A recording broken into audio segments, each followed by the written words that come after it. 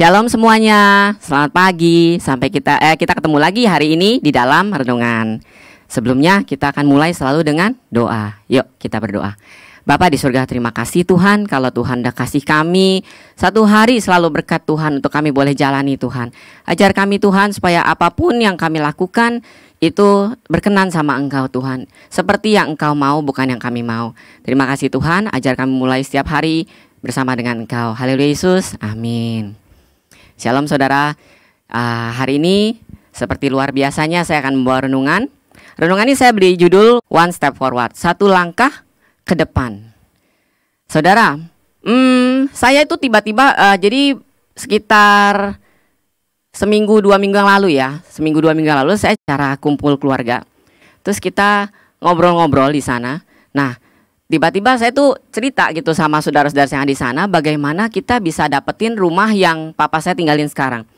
Saudara, itu tuh benar-benar saya tuh jarang ya, saya pribadi jarang sekali mendapatkan mujizat model orang kirim uang ke rumah atau ke kita, rekening kita gitu kan.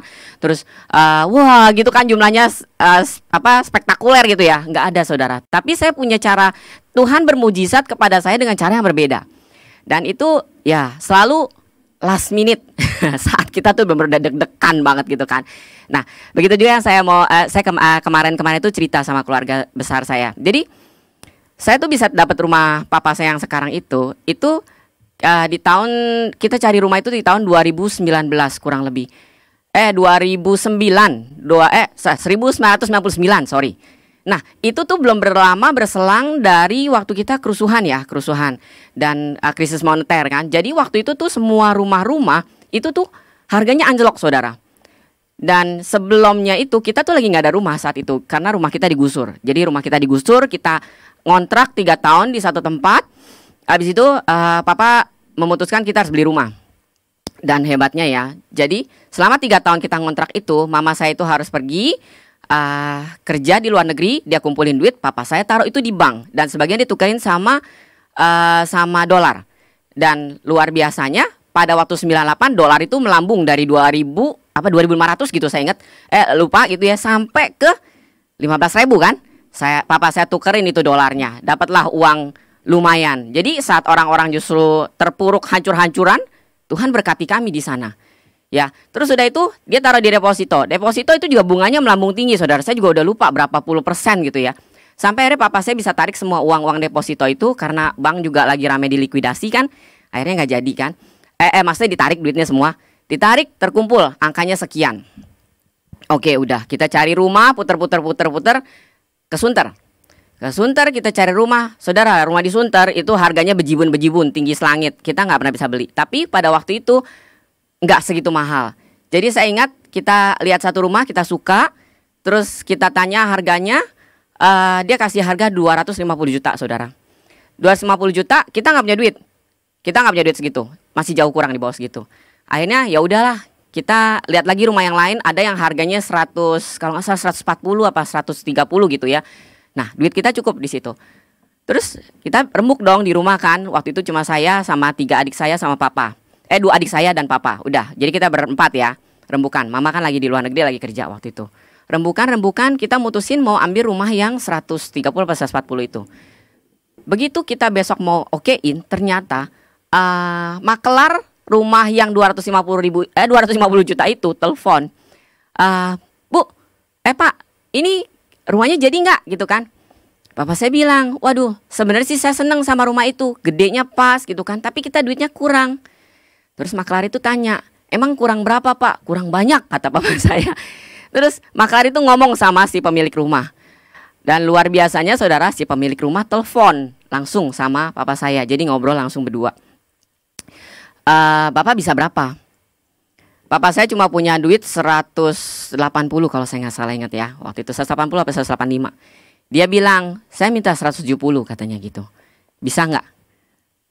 Wah, dari 250 loh ke 170. Berarti diskonnya berapa? 80 juta. 80 juta perbandingannya sama 250 juta itu kurang lebih 30% lebih plus. Kalau saya nggak salah ya, saya nggak hitung kalkulator. Kurang lebihnya. Kayaknya kalau buat beli rumah nggak ada tuh diskon segitu. Hebatnya saat itu juga orangnya cuma bilang gini, 175 jadi pak. naikin 5 juta, berarti ya 5 juta ya, 175 ya, 5 juta, 175 jadi Pak, berarti diskonnya 75 juta saudara. Itu ya kayaknya ya menurut saya di rekor penjualan rumah di mana-mana, jarang deh ada kasus gitu, adalah 1001 lah ya. Tapi kita ngalamin saudara, itu duit yang gak ada, bisa Tuhan bikin kita bisa dapat rumah seperti itu. Dan rumahnya itu luas, 10 kali 16 kalau saya nggak salah ingat rumahnya. Saudara, itu tuh benar-benar kalau bukan pertolongan Tuhan nggak kejadian saudara. Nah, Tuhan tuh bikin seperti itu. Sekali lagi saya bilang, Tuhan bikin mujizat dengan cara berbeda-beda. Tapi saudara harus ingat mujizat itu tetap ada. Yang saudara bisa lakukan adalah seperti papa saya apa?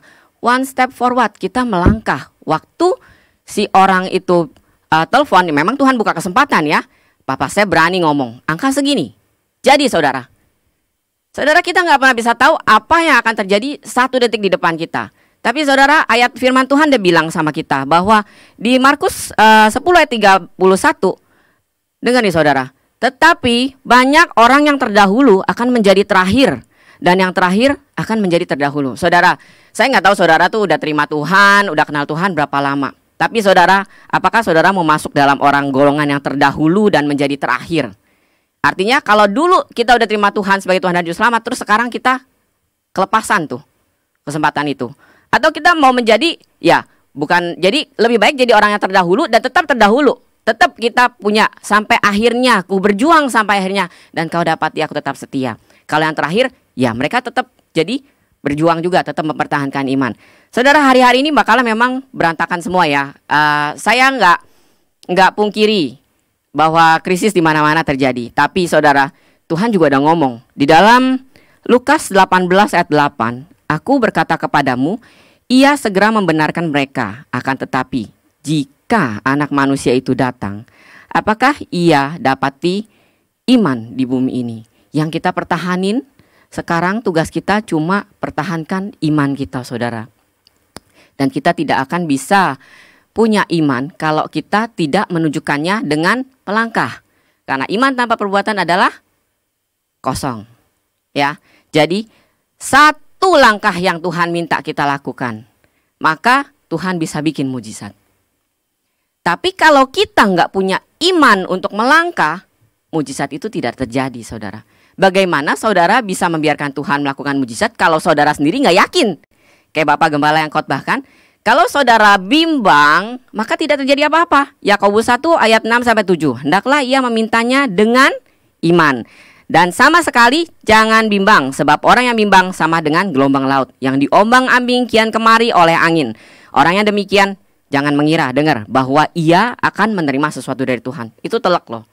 Dan ini saudara, firman ini bukan buat saudara, tapi PR buat saya duluan, karena saya lagi ngadepin. Dan saya juga bersyukur firman itu diberikan supaya kita ingat, Tuhan kita tuh luar biasa baik. Dia tuh gak mau kita hilang terombang-ambing, tapi dia mau kita tetap beriman. Sekian firman renungan dari saya. Sekarang kita berdoa. Bapa di surga, kami tahu Tuhan, hari-hari ini membuat iman kami seperti gelombang tsunami Tuhan, yang naik turun, naik turun, naik turun Tuhan. Tapi kami mau stop, kami mau ambil langkah iman Tuhan. Kami mau berjalan menghadapi badai itu. Dan kami mau ambil satu langkah Tuhan kecil, tapi kami tahu itu membuat satu langkah yang besar Bapak untuk Engkau Bapak. Bahwa kami akan melihat mujizat-mujizat terjadi Bapak, bahkan di saat semuanya tidak mungkin Tuhan. Kami menyerahkan Tuhan hidup kami, pergumulan kami, apapun yang ada dalam kami Bapak, ke dalam tangan-Mu Tuhan. Terima kasih Bapak, izinkan kami melalui satu hari demi satu hari bersama dengan Engkau. Halo Yesus, amin. Shalom, Tuhan Yesus memberkati.